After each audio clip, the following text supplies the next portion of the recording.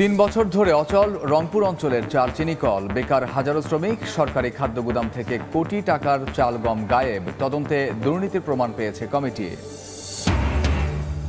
আগ্রাসী ধরলা কুড়িগ্রামের উলিপুরে ১.৫ কিলোমিটার জুড়ে তীব্র ভাঙন, ঘরবাড়ি হারিয়ে নিঃস্ব শতাধিক পরিবার। ব্যবস্থা নেওয়ার আশ্বাসে দায় সারছে পানি উন্নয়ন বোর্ড।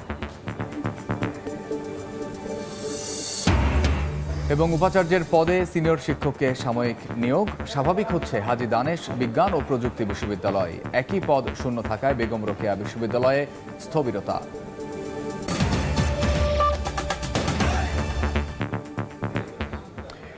আমন্ত্রণ সময় সংবাদের নিয়মিত আয়োজন বিভাগীয় সময়ে। থাকছে সপ্তাহের 7 দিন ভিন্ন ভিন্ন বিভাগের সংবাদ নিয়ে। আজ থাকছে রংপুর বিভাগ, সঙ্গে আছি আমি কামরুজ্জামান মামুন। বিভাগীয় সময়ের শুরুতেই বিএনপির সমাবেশের খবর। রাজধানীর নয়াপল্টনে চলছে বিএনপির গণতন্ত্র সমাবেশ। সেখানে আছেন সহকর্মী আহমেদ সালেহীন, যাচ্ছি তার কাছে। নয়াপল্টনে বিএনপি আন্তর্জাতিক গণতন্ত্র দিবসের যে সমাবেশ করছে, সেখানে ইতিমধ্যেই সমাবেশটি শুরু হয়েছে দুপুর 2:30টায় এবং লাখো মানুষের জমায়েতেই নয়াপল্টন সমবেত হয়েছেন। আপনারা দেখতে পাচ্ছেন যে কানা কানা পূর্ণ ফকিরাপুল থেকে নয়াপল্টন, নাইটাঙ্গেল মোড়, এদিকে বিজয়নগর, অন্যদিকে মতিঝিল, সব দিকে আসলে মানুষের লোকে লোকারণ্য এখানে হয়ে গেছে।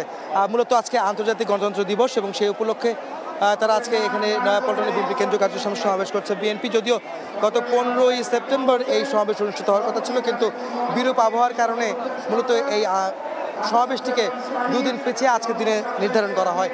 এবং আপনারা জানেন যে এই সমাবেশে ঘিরে ইতিমধ্যে ঢাকা এবং ঢাকার আশপাশ থেকে বিএনপির অঙ্গ সহযোগী সংগঠনের নেতাকর্মীরা উপস্থিত হয়েছেন এই সমাবেশের স্থলে এবং নয়াপল্টনে তারা সমাবেশ করছেন। এই সমাবেশের শুরুতে এখানে কিন্তু সাংস্কৃতিক অনুষ্ঠান হয়েছে এবং তারপরে আমরা দেখেছি যে এখানে তারা নেতাকর্মী তারা বক্তব্য রাখছেন। তৃণমূল পর্যায়ের নেতাকর্মীরা কিন্তু এখানে বক্তব্য রাখছেন এবং কিছুক্ষণ পরে সিনিয়র নেতৃবৃন্দ তারা বক্তব্য রাখবেন জানতে পেরেছে। এবং সেই সঙ্গে আমরা দেখতে পেয়েছি যে এখানে বিএনপির স্থায়ী কমিটির সদস্য ডক্টর AJM জাহিদ হোসেন সহ আব্দুল সালাম এবং আমানুল্লাহ আমান এমন নেতারা কিন্তু ইতিমধ্যে উপস্থিত হয়েছেন এই সমাবেশে। আমরা দেখতে পেয়েছি যে অঙ্গ সহযোগী সংগঠনের নেতাকর্মীরা এই মঞ্চে কিন্তু অবস্থান করছেন এবং কিছুক্ষণ পরেই বিএনপি মহাসচিব মির্জা ফখরুল ইসলাম আলমগীর এই মঞ্চে আসবেন বলে আমরা জানতে পেরেছি। একই সঙ্গে স্থায়ী কমিটির সদস্যরাও এই মঞ্চে আসবেন। আপনারা জানেন যে আজকের এই অনুষ্ঠানের প্রধান অতিথি হিসাবে বক্তব্য রাখবেন, ভার্চুয়ালি বক্তব্য রাখবেন বিএনপির ভারপ্রাপ্ত চেয়ারম্যান তারেক রহমান এবং একই সঙ্গে এই সমাবেশের সভাপতিত্ব করছেন বিএনপি মহাসচিব মির্জা ফখরুল ইসলাম আলমগীর। আর এই সমাবেশকে ঘিরে আসলে নতুন করে গণতন্ত্রের যে লড়াইয়ের যে মেসেজ বা বার্তা যেটা বলতে চাই সেটি কিন্তু তারা জানাবেন বলে আমরা জানতে পেরেছি। নেতাকর্মী তাদের বক্তব্য জানাবেন বলে আমরা জানতে পেরেছি। একই সঙ্গে বলছে যে আজকের সমাবেশকে ঘিরে ইতিমধ্যেই রাজধানীর বিভিন্ন স্থানে যানজট তৈরি হচ্ছে, সেটি কিন্তু বলার অপেক্ষা রাখে না। মানুষের কিছু দুর্ভোগ কিন্তু হয়েছে কিছু অংশে, সেই বিষয়গুলো কিন্তু আমরা দেখতে পেয়েছি। তো এই ছিল বিএনপির সমাবেশে নয়াপল্টনের সমাবেশকে ঘিরে সবশেষ খবর আমার কাছে। আমরা তখন সরাসরি ছিলাম নয়াপল্টনে, ফিরছি বিভাগীয় সময়ে। 3 বছরের বেশি সময় ধরে অচল রংপুর অঞ্চলের 4টি চিনিকল। লোকসানের অজুহাত ও আধুনিকায়ন করে চালুর কথা বলা হলেও তা আলোর মুখ দেখেনি। কারখানা বন্ধ হয়ে যাওয়ায় সংকটে পড়েছেন হাজারো শ্রমিক। অভিযোগ উঠেছে চিনির বাজার নিয়ন্ত্রণ করতেই বহুজাতিক কোম্পানিগুলো তৎকালীন সরকারের সঙ্গে আঁতাত করে পরিকল্পিতভাবে এসব চিনিকল বন্ধ করেছে। শাকিল মাহমুদের ক্যামেরায় নাজমুল ইসলাম নিশাতের রিপোর্ট। নষ্ট হয়ে গেছে কারখানার টিনের ছাদ, মরিচা পড়েছে অধিকাংশ যন্ত্রপাতিতে। অনেক যন্ত্র ঢেকে রাখা হয়েছে পলিথিন দিয়ে। একসময়ের কর্মমুখর রংপুরের শ্যামপুর সুগার মিলের বর্তমান চিত্র এটি। বাহিরের ছবি আরো ভয়াবহ। পুরো কারখানাকে আবৃত করে রেখেছে ঝোপঝাড় জঙ্গলে। অলস পড়ে থাকতে থাকতে নষ্টের পথে অসংখ্য যানবাহন। যে কজন কারখানার দেখভালের দায়িত্বে আছেন তাদেরও বেতন বন্ধ 5 মাস ধরে। অথচ 60-এর দশকে গড়ে ওঠা সব কারখানাই উত্তরাঞ্চলের অর্থনীতির বড় শক্তি ছিল।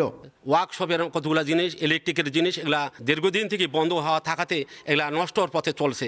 এখানে আমরা সিকিউরিটি গার্ড 33 জনের মতন আছি, অন্য স্টাফ মিলি 50 জনের মতন। হ্যাঁ, তাতে আমরা সিকিউরিটি গার্ডেরা খুব কষ্টের মধ্যে আছি। আমাদেরকে যত তাড়াতাড়ি এই বেতনটা পরিশোধ করলে ভালো হয়।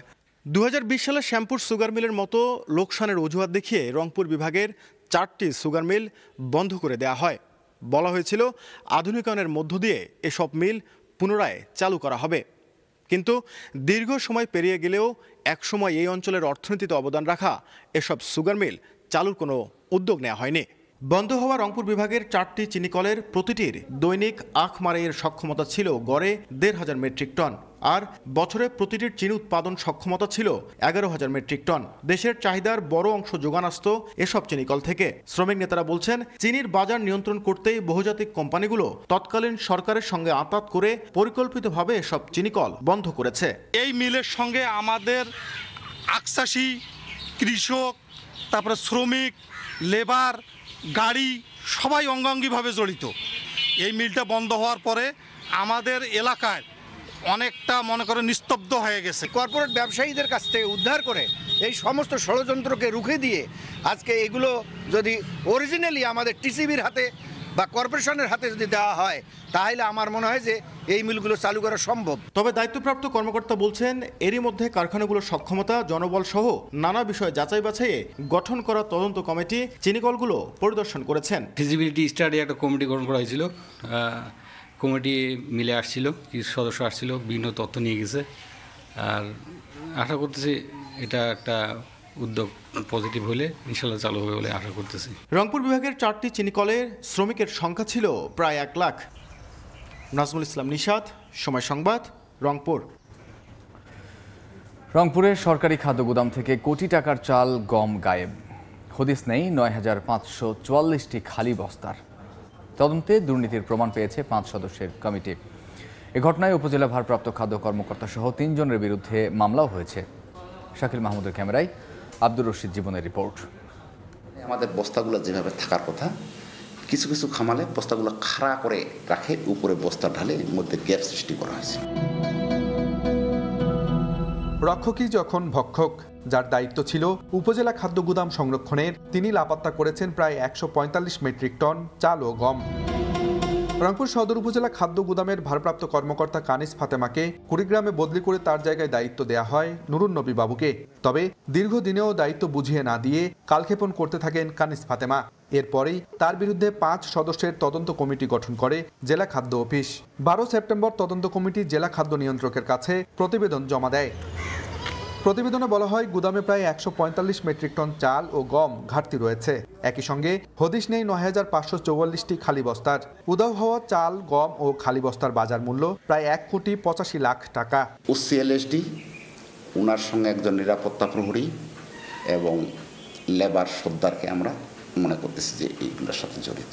এ ঘটনায় সদর উপজেলা খাদ্য গুদামের ভারপ্রাপ্ত কর্মকর্তা কানিস ফাতেমা, নিরাপত্তা প্রহরী চঞ্চল ও শ্রমিক সর্দার রবিউলকে আসামি করে রংপুর কোতোয়ালি থানায় একটি মামলা করা হয়েছে।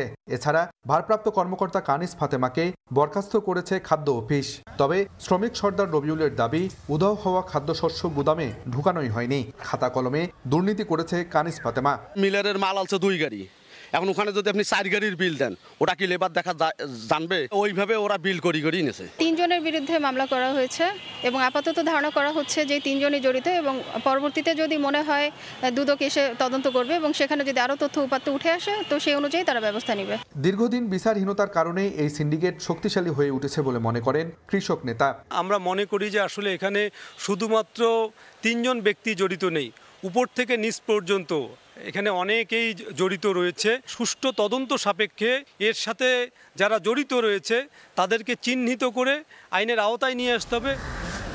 সরকারি খাদ্য গুদামের চাল, গম আত্মসাতের ঘটনায় জড়িতদের বিরুদ্ধে আইন অনুযায়ী ব্যবস্থা নেওয়ার কথা জানিয়েছে খাদ্য বিভাগ। আব্দুর রশিদ জীবন, সময় সংবাদ, রংপুর।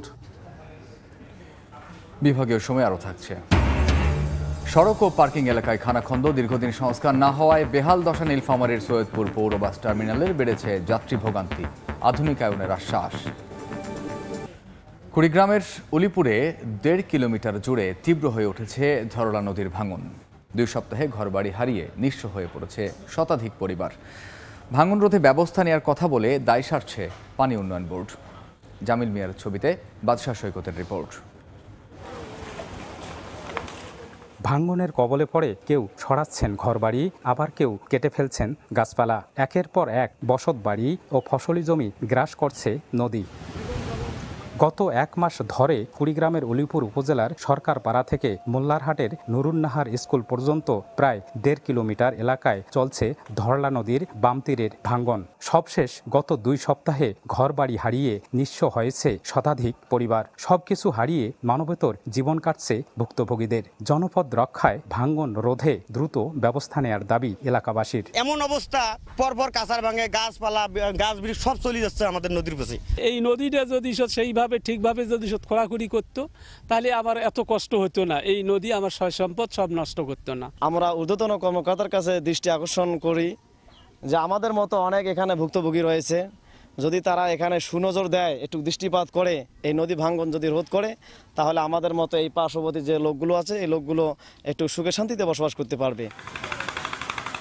এদিকে ভাঙ্গনের কথা স্বীকার করলেও ব্যবস্থা নেওয়ার আশ্বাস দিয়েই দায় সারছে পানি উন্নয়ন বোর্ড। আমরা বেশ কিছু জায়গায় ইতিমধ্যে কাজ বাস্তবায়ন করেছি। প্রায়োরিটি ভিত্তিতে আমরা কাজগুলো করে থাকি। সরকারি স্থাপনা বা গুরুত্বপূর্ণ স্থাপনা থাকলে আমরা সেখানে জরুরি কাজ বাস্তবায়ন করি। এখানে সরকার পাড়ার যে ইয়েটা আছে আমরা অনুমতি পাইনি এখনও, আমরা অবজারভেশনে রেখেছি। এর বাইরে আমরা বিআইডব্লিউটিএ থেকে একটি বরাদ্দ পাচ্ছি, সেটি এমইউ পর্যায়ে আছে। এমইউ হয়ে গেলে আমরা সেখানে দরপত্র আহ্বান করে এই কাজগুলো বাস্তবায়ন করতে পারবো।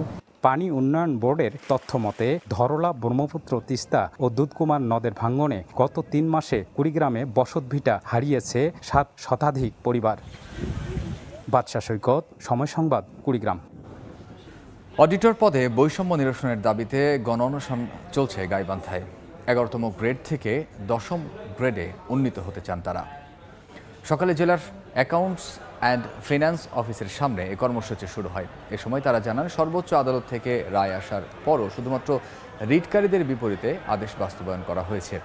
এখনও প্রায় 7,000 অডিটর 11তম গ্রেডে রয়েছেন। দাবি বাস্তবায়ন না হলে গণ অনশন কর্মসূচি চালিয়ে যাওয়ার ঘোষণাও দেন তারা। উপাচার্য নিয়োগ না হওয়া পর্যন্ত আর্থিক ও প্রশাসনিক দায়িত্ব দেওয়া হয়েছে একজন সিনিয়র শিক্ষককে। এরপরে স্বাভাবিক অবস্থায় ফিরতে শুরু করেছে দিনাজপুরের হাজী মোহাম্মদ দানেশ বিজ্ঞান ও প্রযুক্তি বিশ্ববিদ্যালয়ের পরিস্থিতি। শিগগিরই একাডেমিক কার্যক্রমে গতি ফিরবে বলে আশা শিক্ষার্থীদের। আর শিক্ষকরা বলছেন, সেশন জট কমাতে নেওয়া হচ্ছে নানা উদ্যোগ।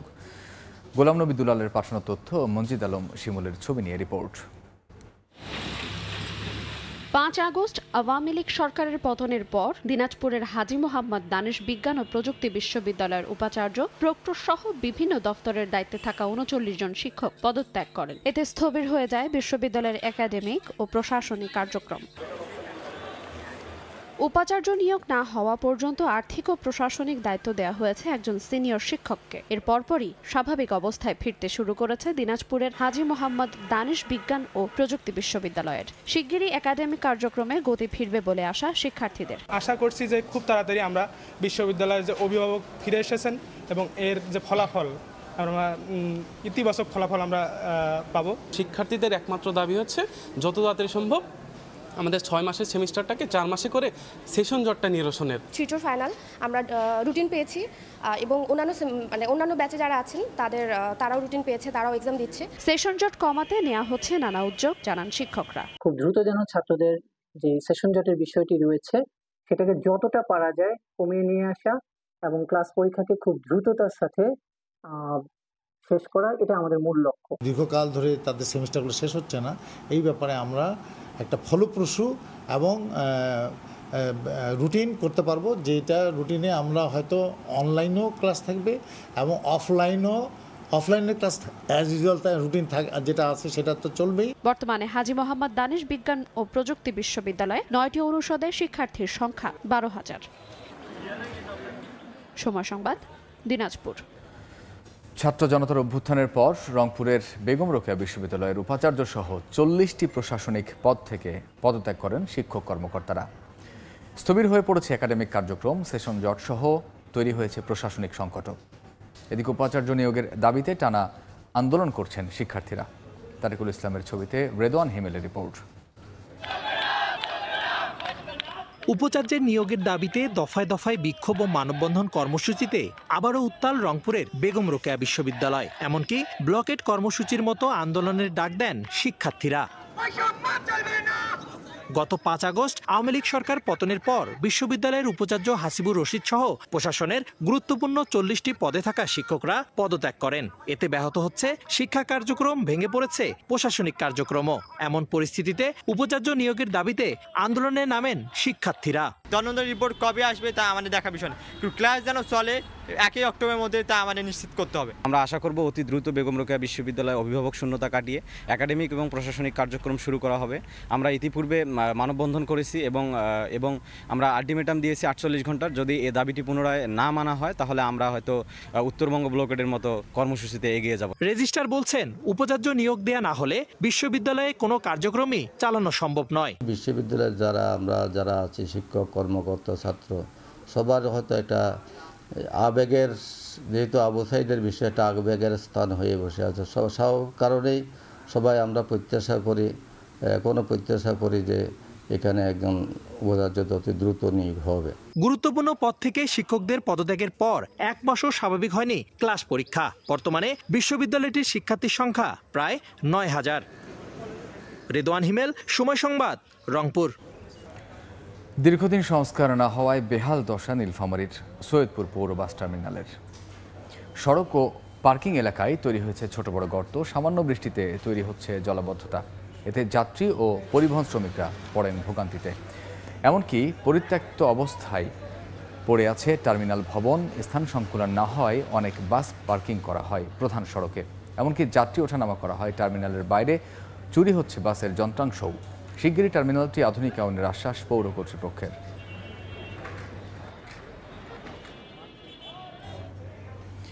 এলাকাবাসীর বাধার মুখে 1 মাসের বেশি সময় ধরে বন্ধ গাইবান্ধা পৌরসভার বর্জ্য ডাম্পিং স্টেশন।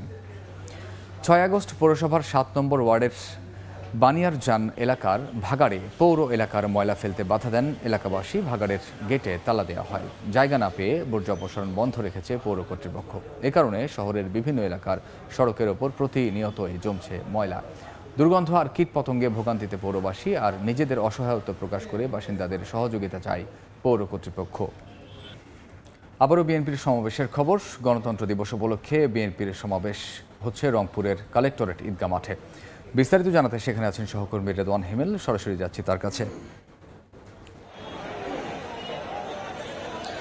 বিশ্ব গণতন্ত্র দিবস উপলক্ষে সারা দেশের মতো রংপুরেও কিন্তু সমাবেশ এবং যে র্যালি সেটা কিন্তু অনুষ্ঠিত হবে। আমি এই মুহূর্তে আছি রংপুরের কেন্দ্রীয় ঈদগাহ মাঠে। কিছুক্ষণ আগে আমরা দেখেছি বিভাগের বিভিন্ন জেলা উপজেলা থেকে কিন্তু খণ্ড খণ্ড মিছিল নিয়ে নেতাকর্মীরা জড়ো হচ্ছেন রংপুরের এই কালেক্টরেট ঈদগাহ মাঠে। আর কিছুক্ষণ পরে কিন্তু এই কালেক্টরেট ঈদগাহ মাঠে কিন্তু যে সমাবেশ সেটা কিন্তু আসলে অনুষ্ঠিত হবে। সেই সমাবেশে কিন্তু যে কেন্দ্রীয় স্থায়ী কমিটির সদস্য রয়েছেন হাফিজউদ্দিন আহমেদ, তিনি কিন্তু অবসরপ্রাপ্ত, তিনি কিন্তু এখানে আসলে প্রধান অতিথির বক্তব্য রাখবেন। এর আগে যদি একটু বলে রাখি, এর আগে কিন্তু এই সমাবেশ এবং এই শোভাযাত্রাকে ঘিরে রংপুর বিভাগের সকল যে নেতাকর্মীরা রয়েছেন তারা কিন্তু একেবারে দল ভেদে খণ্ড খণ্ড মিছিল নিয়ে এবং তাদের কিন্তু দলীয় পতাকা এবং জাতীয় পতাকা নিয়ে কিন্তু তারা স্লোগান দিয়ে এই রংপুরের যে কেন্দ্রীয় ঈদগাহ মাঠ সেটা কিন্তু একেবারে মুখরিত করে রেখেছে। তাদের এমন একটাই দাবি যে আসলে গণতান্ত্রিক এই বাংলাদেশে সবাই কথা বলতে পারবে, গণতান্ত্রিকভাবেই সবকিছু হবে, এমনটাই কিন্তু তারা দাবি জানাচ্ছেন। এবং এই নেতাকর্মীরা আর কিছুক্ষণ পর এখানে এসে সমাবেশের স্থলে প্রধান অতিথির বক্তব্য রাখবেন। তিনি বক্তব্য দিবেন যে হাফিজউদ্দিন রয়েছে স্থায়ী কমিটির সদস্য। এর পরপরই কিন্তু এই সমাবেশ শেষে কিন্তু বিভিন্ন জায়গা ডিসির মোড় এবং নগরীর বিভিন্ন শহর প্রদক্ষিণ শেষে কিন্তু এখান থেকে তারা একেবারে শাপলা চত্বরে গিয়ে কিন্তু এই র্যালিটা, এই শোভাযাত্রাটি কিন্তু শেষ করবেন। এর আগেই যে নেতাকর্মীরা যারা এখানে বিভিন্ন জেলা উপজেলা থেকে কিন্তু আমরা দেখেছি একেবারে বাঁধ ভাঙা উল্লাসের মতো বিভিন্ন পিকআপ বাসে করে কিন্তু একেবারে দল বেঁধে কিন্তু এই রংপুরের যে কেন্দ্রীয় ঈদগাহ মাঠ সেখানে সমাবেশ স্থলে তাদের যে প্রধান অতিথি রয়েছে তার বক্তব্য, এবং এখানে রয়েছেন দুলু রয়েছেন, তিনি এসেছেন কিছুক্ষণ আগে, এবং তার সঙ্গে যে দলীয় নেতাকর্মীরা রয়েছেন তারাও কিন্তু এখানে এসে কিন্তু তাদের জড়ো হয়েছেন এবং তাদের যে সমাবেশের স্থলে তাদের যে বক্তারা প্রধান অতিথির বক্তব্যে যারা মূল্যবান বক্তব্য বিএনপির যে কমিটির সদস্য রয়েছেন তারা বক্তব্য রাখবেন। এবং রংপুরের যে জেলা কমিটির আহ্বায়ক শামসুজ্জামান নুরুজ্জামান শামু রয়েছেন, তিনিও কিন্তু এসে এখানে বক্তব্য রাখবেন। তাদের কমিটির কিন্তু বক্তব্য শোনার জন্য অধীর আগ্রহে নেতাকর্মীরাও কিন্তু রয়েছেন। এর আর কিছুক্ষণ পরে পরে কিন্তু এখানে সমাবেশ শেষ করেই শোভাযাত্রাটি শহরের বিভিন্ন সড়ক প্রদক্ষিণ শেষে তারা কিন্তু শাপলা চত্বরে গিয়ে শেষ করবেন এই সমাবেশ। তো এই ছিল আমার কাছে থাকা রংপুরের ঈদগাহ মাঠ থেকে যে বিএনপির সমাবেশ তার সবশেষ তথ্য।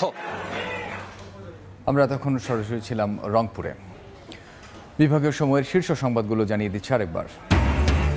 3 বছর ধরে অচল রংপুর অঞ্চলের 4 চিনিকল, বেকার হাজারো শ্রমিক, সরকারি খাদ্য গুদাম থেকে কোটি টাকার চাল গম গায়েব, তদন্তে দুর্নীতির প্রমাণ পেয়েছে কমিটি। আগ্রাসী ধরলা কুড়িগ্রামের হরিপুরে 1.5 কিলোমিটার জুড়ে তীব্র ভাঙন, ঘরবাড়ি হারিয়ে নিঃস্ব শতাধিক পরিবার, ব্যবস্থা নেওয়ার আশ্বাসে দায় সারছে পানি উন্নয়ন বোর্ড।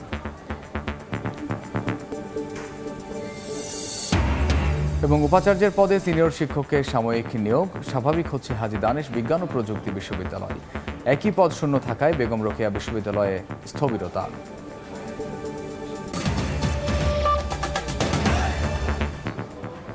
এই ছিল বিভাগীয় সময়। আগামীকাল থাকবো রাজশাহী বিভাগের আয়োজন নিয়ে, সঙ্গে থাকুন সময়ের।